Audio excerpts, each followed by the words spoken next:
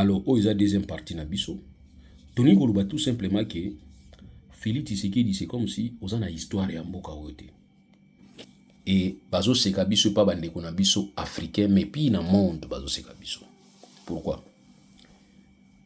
Le 24 février 2013, na niveau ya Addis Abeba, to signaki accord cadre pour la paix, la sécurité et coopération pour la République démocratique du Congo et la région. Nazo bandela. Le 24 février 2013, 5 ans avant au pouvoir, Félix Tshisekedi, 5 ans seulement avant yo Tshisekedi okoma président ya RDC. Est-ce que l'archive eza kuna na présidence okutaki yango ou bien Kabila akendaki nango? Mais du moins l'archive wana il faut ezala. Ou bien tant tozosala la politique yo zosala makambo susu, tant biso tozolandela la politique yo zosala makambo susu.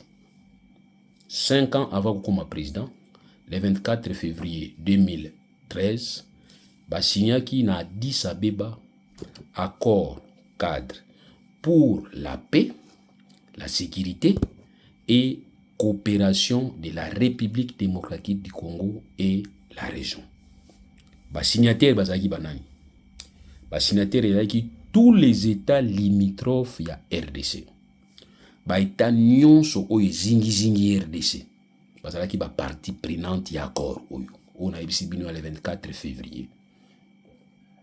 Et accord wana bato basignaki yango bakombo nazotala ezali Nkosazana Dlamini Zuma. Azalaki président de la commission ya Union africaine. Président ya Afrique du Sud. Ezalaki vice-président ougandais Edouard Kiwanuka asignaki yango pour le compte ya Yoweri Kaguta Museveni, président ya Ouganda. Ezalaki pena Parfait Anissé Mbaye. Azalaki deuxième vice-président ya République centrafricaine, asignaki yango pour compte ya François Bozizé. Laurent Kavakure, ministre ya relations extérieures ya Burundi, il avait signé un compte ya Pierre Nkurunziza. Paul Kagame, président ya Rwanda, oyo signé ni susu lelo. Yé pas salaki, yé pas signaki. Salva Kiir Mayar, président ya Soudan, comment? Soudan du Sud. Et puis il y avait Winter Kabimba, ministre de la Justice ya Zambie, pour na compte ya Michael Chilufya Santa. Et cet accord cadre ya Addis Abeba, où est accord de la paix, de la sécurité et coopération pour la République démocratique du Congo et la région, et réunir tous ces gens-là accompagnés de la communauté internationale. Bazalaki na kati, basignaki, et produire un mécanisme de suivi. Na kati un mécanisme de suivi ibimisaki wana, ezalaki ko permettre ba partenaires régionaux SADC, banini nyonso wana, ezala derrière pour esilveaka. Nani wa ko violer yango. Mécanisme de suivi ezalaki créé. Na niveau ya RDC, je me rappelle la professeur Tumba Luaba, yimtadali président ya commission ad hoc wana dans le cadre ya suivi ya mécanisme ou ya mécanisme de suivi au historique. Alors, normalement, na kati accord, ba pesaki ba engagement oyo parti na parti falezo. La RDC ezwaki engagement na kati accord oyo on azotangela bino. Engagement au RDC azwaki zalaki, il faut d'abord abanda ko consolider l'autorité de l'État. Parce que nous avons remarqué na niveau à est, l'État ezalaki soute. Est comme yon de non-État. Ba groupe armé, belé, contrôle ezalaki soute. Loko la gaga lelo. En tout cas, il configuration loko la gaga lelo. Ba sengaki RDC azo engagement et puis azo ki engagement ya ko consolider l'autorité de l'État. RDC azo son engagement ya ko sa ni réforme na kati ya secteur ya sécurité, notamment l'armée et la police. Il faut ça la réforme. Il faut réformer l'armée, à réformer la police. Et puis il fallait promouvoir développement économique, na ko privilégier ka fourniture ya ba services sociaux de base. engagement RDC azwaki. Et puis normalement fallait à ça la auto bengi promotion structurelle ya ba institution ya l'état, notamment la finance. Et puis où ya makasi où RDC azwaki comme engagement ils allaient à promouvoir les objectifs de réconciliation nationale, de tolérance et démocratisation. Voilà l'engagement au RDC azwaki. Promotion, il y a un objectif, il y a réconciliation nationale, lisanga, to sangana, to fanda bisika moko, to yokana, c'est-à-dire yo loba, ngana yokayo, ngapena loba, na yokayo, to instaurer démocratie na kati ya mboka. Donc le 24 février 2013, la RDC s'est engagée. Nao etali ba membre limitrophes, les partenaires bazalaki na biso, ba ibisaki bango ba s'engager. Nakosignaka document oyo tobengi accord de paix et de la sécurité de coopération pour la République du Congo et la région. Oyo nyonso asignaki awa seka s'engageaki. Balobaki boy, la non-ingérence, makambo ya bato tokota te. Ne pas tolérer et puis fournir une assistance na ba groupe armé. Batangi te ke groupe armé kaka oyo songolo non ba groupe armé nyonso yali ko evrer na kati ya espace wana est.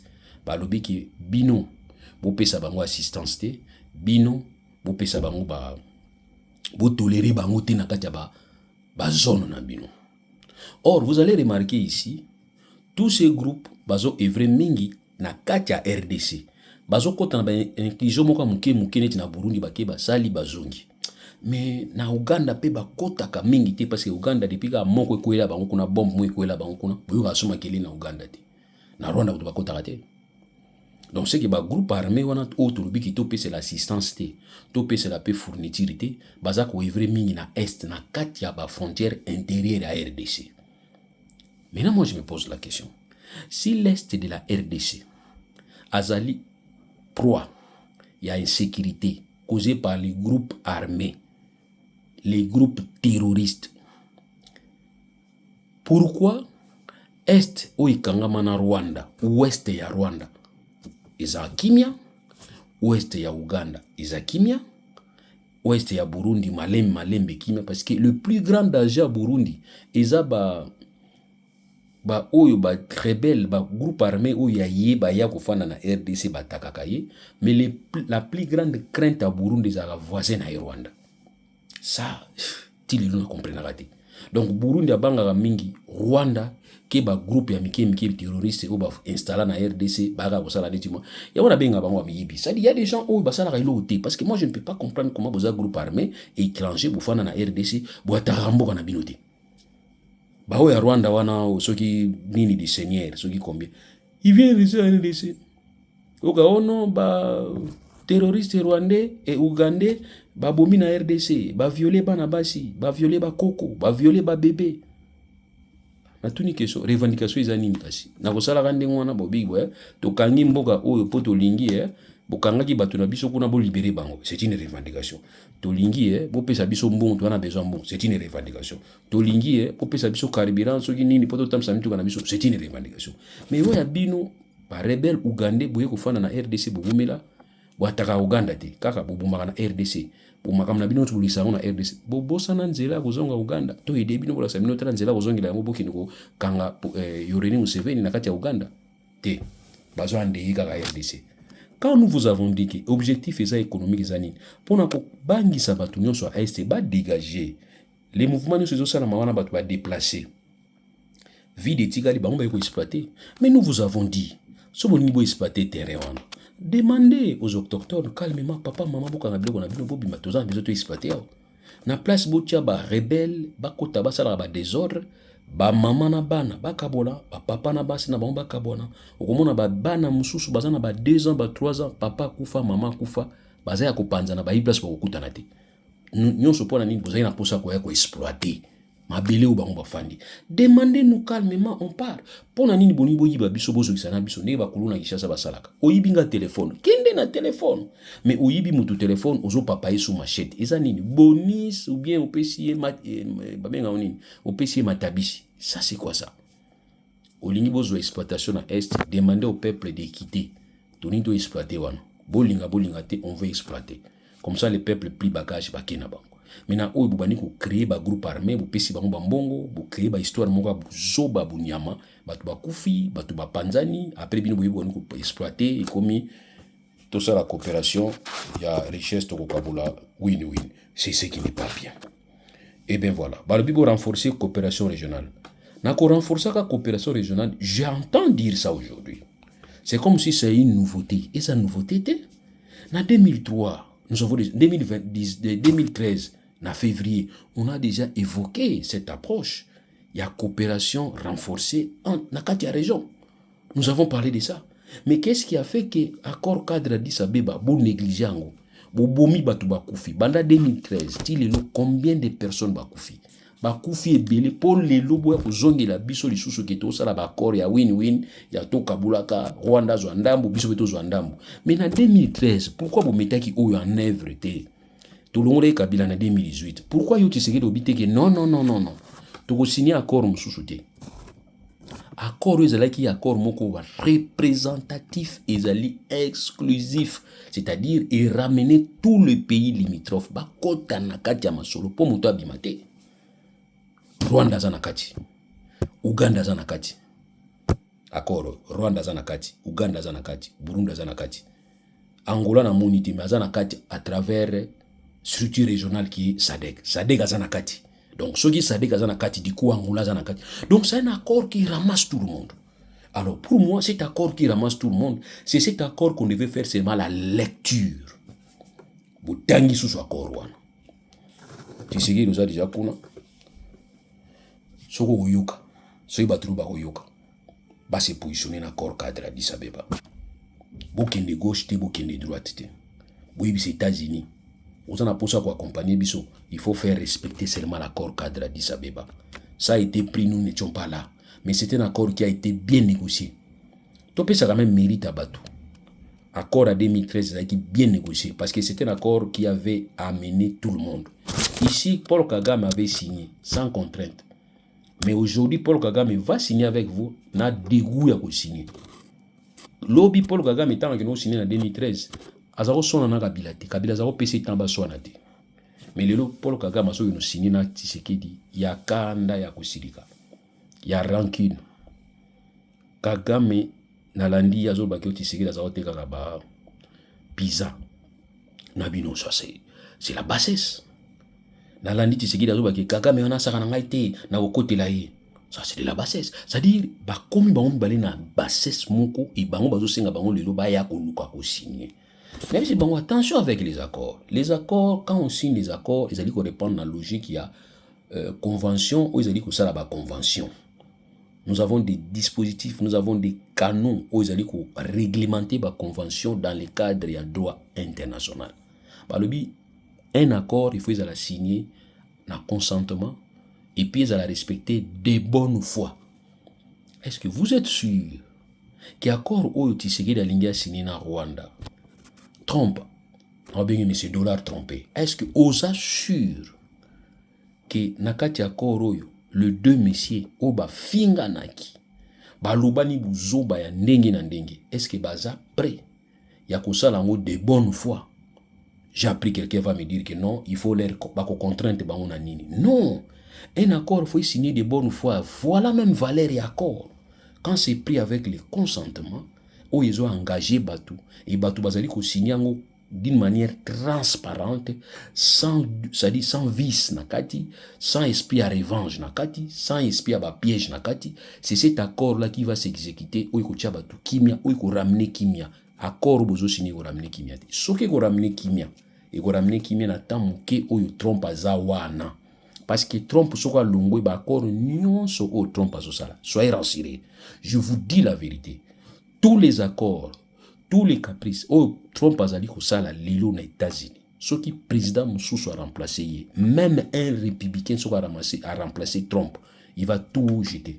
À moins que Jude Vance nani na yewana msusuna wala nangulu na yewana president na vice president na yewana waza district azalokola azotanga minzoto doit peut-être y a remplacé Trump qui a commis président. Trump a longo a commis président, peut-être à continuer logique na bango bazana ngwana mais soki ezali mutu mususu même na kati ya parti na bango wana yebaki makambo nyonso Trump azosala ezosala balai et malchance soki démocrate nde ya koremplacer kasi place oyo Tshisekedi fo alela na monoko ya mboka mais peut-être Tshisekedi azala sute parce que Trump aza na 3 ans et demi Tshisekedi atikeka na 3 ans alors soki Félix akanisi que Trump akoide ye po akomisa ye président ya kati ya 3e mandat ya 4e mandat je ne pense pas vous savez pourquoi parce que envoyé spécial ya Trump oyo ya solo ya lokuta yaki oyo ya solo ntango ayebisaki biso ke tokosala tout possible rapprochement ya Rwanda na RDC towana posa ba business tosala ba faire na biso towana posa kosala ba faire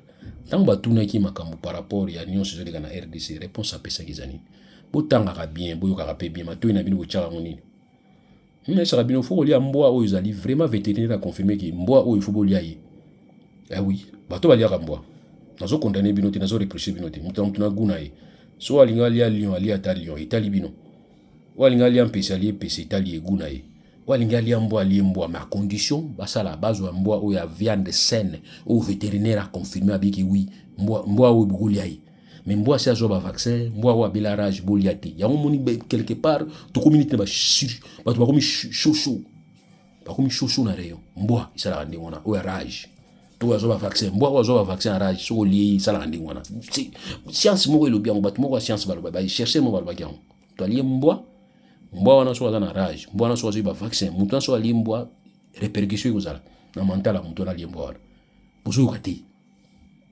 ti mpo nalobaki boye makambo ya kati ya RDC ça nous regarde pas les affaires internes ne nous regardent pas bango elozotala bango eza business nani oyo akoasire bango kope nanga bwaki ayebisi bato ke non boyebisa États-Unis soki Tshisekedi akopesa bino minerie eza kote ye azokontrole apesa bino mais na kote nga nazokontrole nga mais oui kote ye azokontrole eza ye ça veut dire quoi ça veut tout simplement dire que États-Unis akozala obligé par derrière Rwanda à protéger ba intérêt na ye côté onanga za soki États-Unis a obtenir en fini terminé la RDC ikabwani na makanisi na bino fo kabula RDC.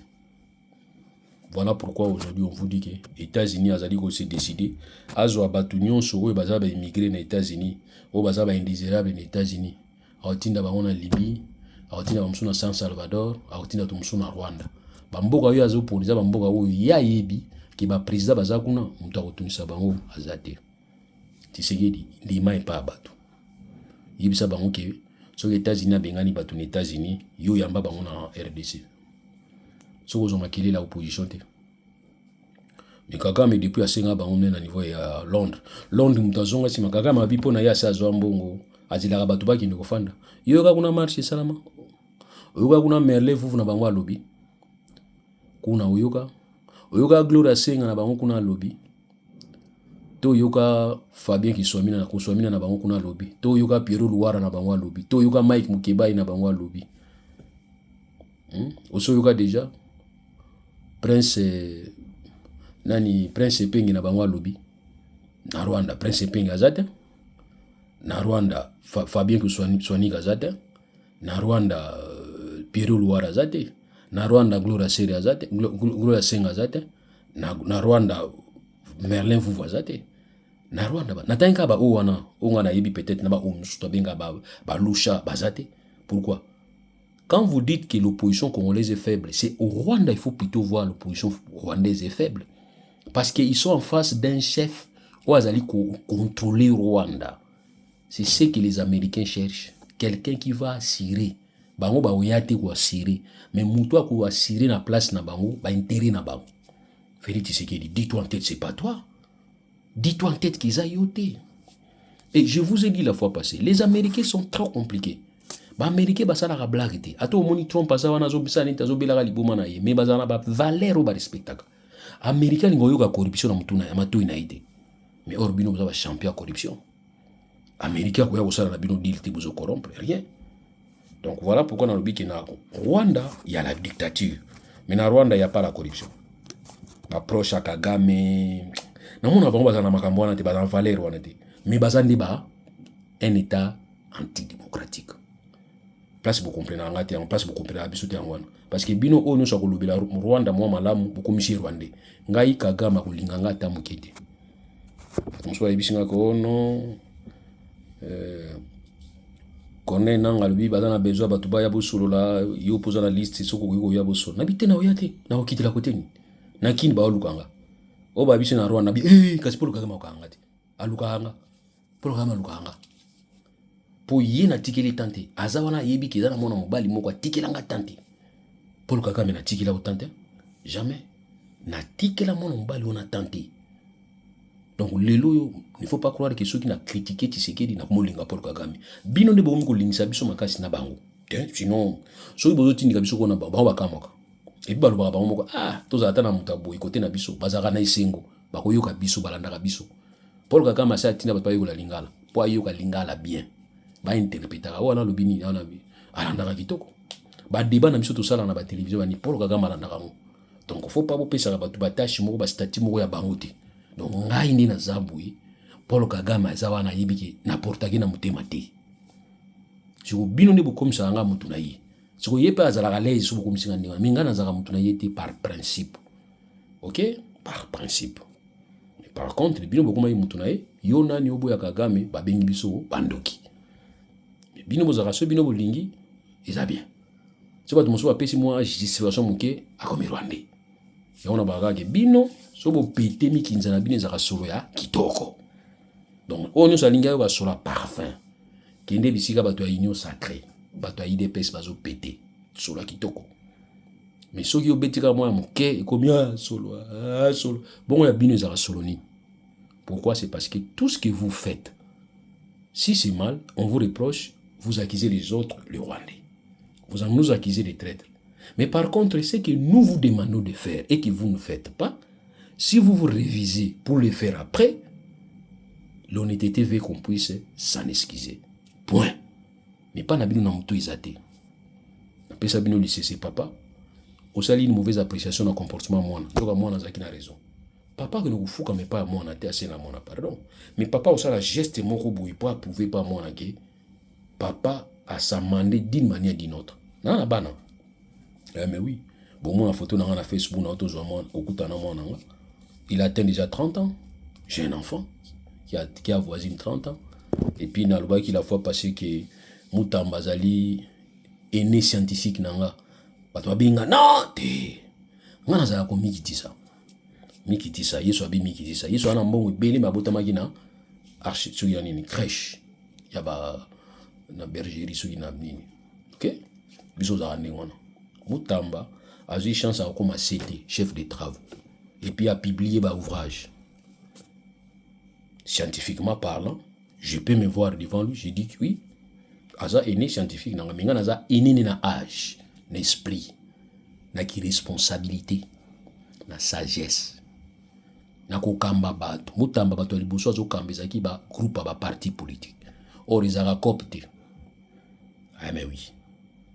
Et puis âge on a bandé ko kamba bato mutamba na école primaire. Ngai lelo na sien lekisi ba 50 ans. Na bandaki ko kamba bato na 15 ans. Ngai responsabilité ko bato.